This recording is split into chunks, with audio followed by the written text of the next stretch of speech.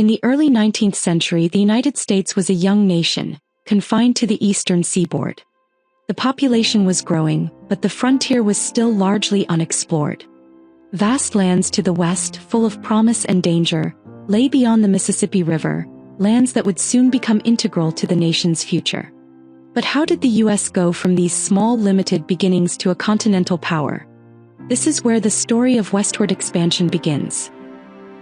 The first major step in the U.S. expansion came in 1803 when President Thomas Jefferson negotiated the Louisiana Purchase with France. This deal, worth just $15 million, doubled the size of the nation, adding more than 800,000 square miles of land, a massive territory stretching from the Mississippi River to the Rocky Mountains. The purchase was a bold move, granting the U.S. control over vital waterways and access to untapped resources.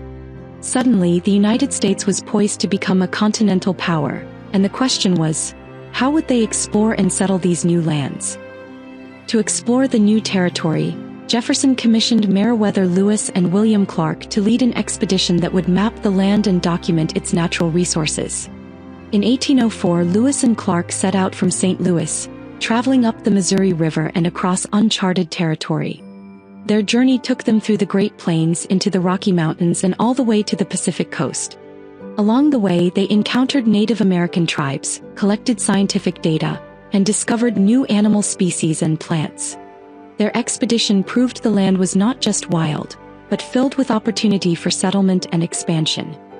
But this expansion came with a tragic cost. As settlers moved west, the Native American tribes who had lived on the land for centuries faced displacement.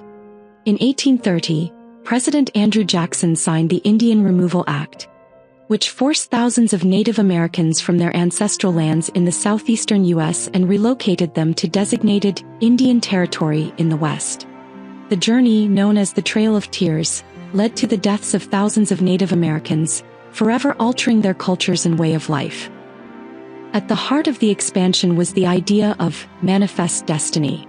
This belief held that the U.S. was destined, even divinely ordained, to expand across the continent. It wasn't just about land, it was about spreading American ideals of democracy, freedom, and civilization. And so, motivated by this ideology, settlers pushed further into the unknown, confident that it was their right and duty to claim the Western territories. These early steps laid the foundation for the U.S. to reach the Pacific.